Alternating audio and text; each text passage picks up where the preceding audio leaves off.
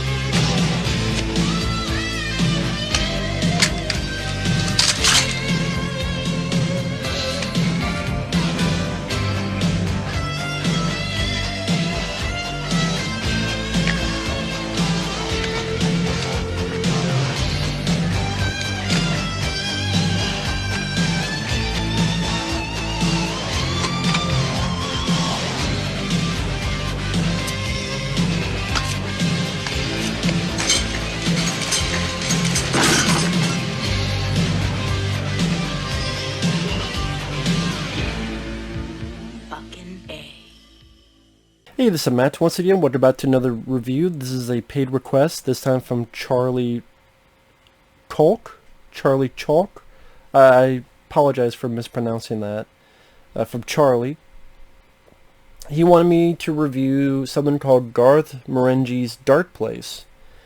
And right off the bat, if anyone's interested in requesting any type of reviews, topics, reactions, re-reviews, lists, anything random, whatever, feel free to request it either directly to my PayPal or join my Patreon. Both links are down below in the info box. Now, I had never heard of this, but man, I saw the first episode, and it was a lot of fun. This was made in 2004, 6 episodes, and the concept is this fictional author.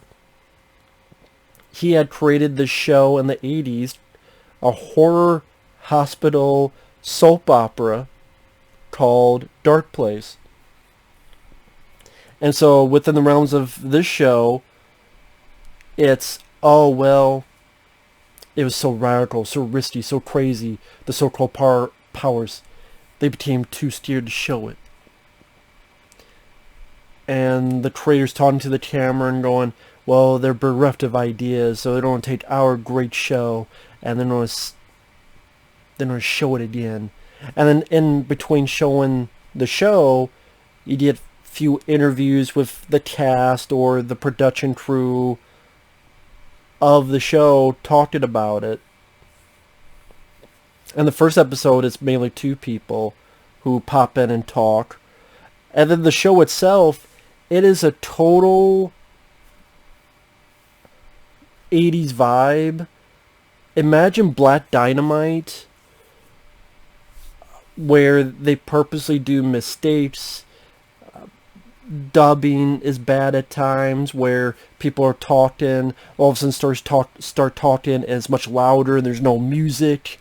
And then there are times where a character's here with a gun, then next shot they're standing here, then next shot they have the gun again.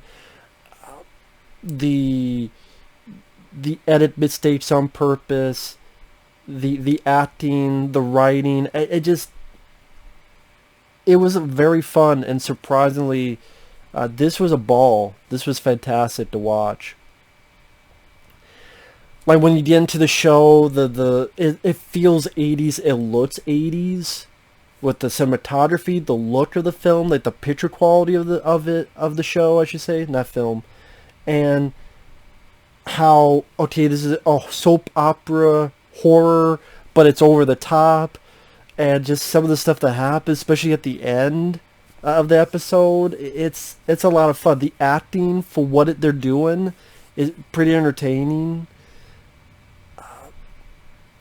In the opening credits, not the opening credits of how the hell do the show within this, those opening credits, the author does a Stephen J. Cannell motif. If you're like me, you watch a lot of Stephen J. Cannell, you remember when the show ended and during the credits you have him type in and throw the paper up. He does that at the beginning of it. Like, I mean, I know it's a Stephen J. Cannell nod. I know. I thought it was cool. I'm like, okay. The music is very 80s.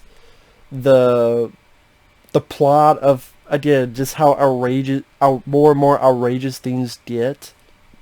So you have the author, who's also the main actor of the show. He's a hospital doctor, but he's tough. And you have the one guy who I swear sounds a bit like a young Peter O'Toole. You have the sort of boss who's always talking down. You have the woman who's also a psychic. And just like the hairstyles and the clothes, and they capture the 80s, like I said, fairly well. The way dialogue comes out. I'm Dr. Sanchez. You're a woman. Which is that type of like, no shit. I've seen so many actual shows and movies do that without realizing what they said was stupid. And like the woman is a psychic, and when she shakes someone's hand, the way it's an over-the-top reaction. I could see someone doing that in a fartsy, artsy style back in the day, and I thought they captured that fairly well. Like when the guy, the lead is talking to a kid in the hospital and his daddy's sick. Your dad is very sick, champ. I'm not Jesus Christ. I've come to accept that now.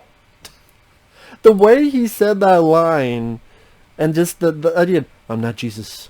I've come to accept that now. I didn't. It's on YouTube. Just type in Garth Marenghi's Darkplace.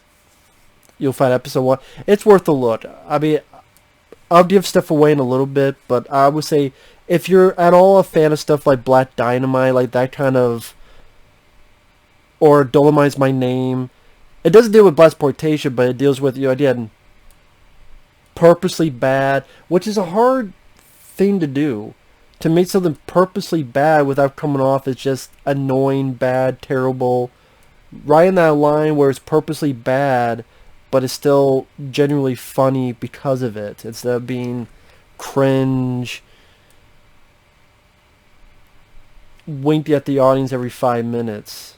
Like, we're bad, don't you get it? It's a fine line. I thought this walked that line extremely well. I'm getting more into spoilers starting now. I recommend this. At least the first episode. I haven't seen the others, to be fair, but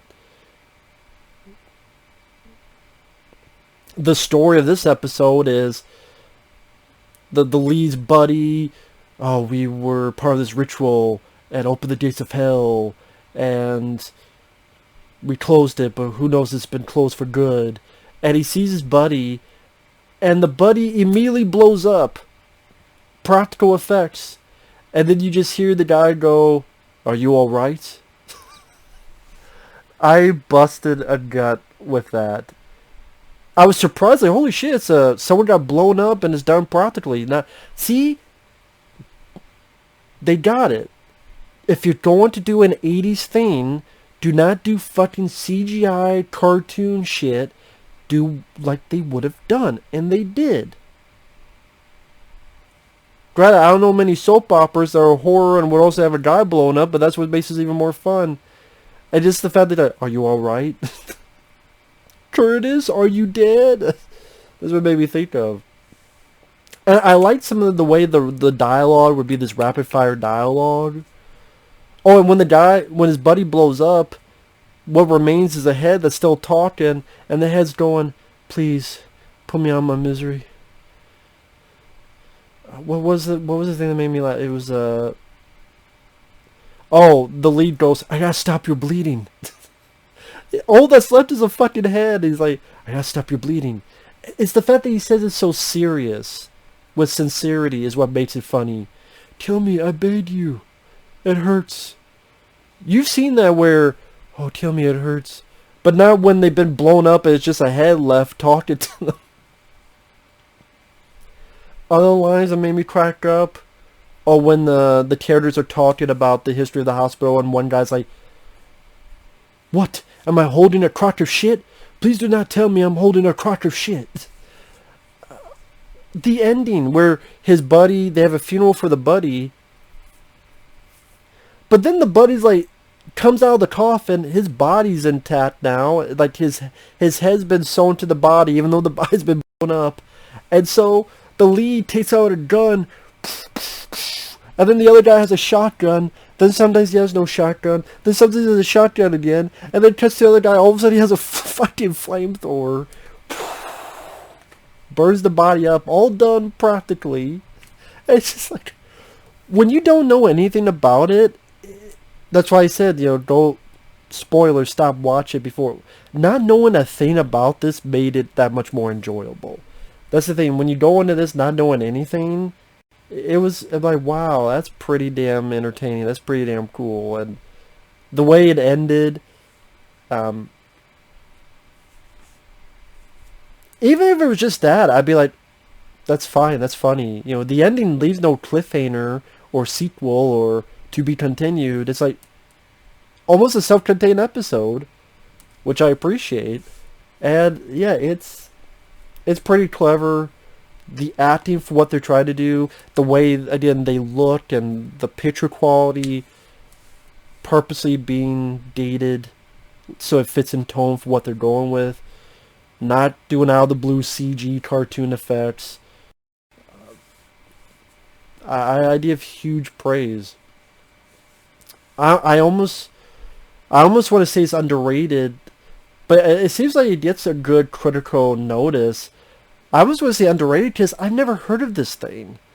And underrated as in, this should be talked about more. People should mention this more.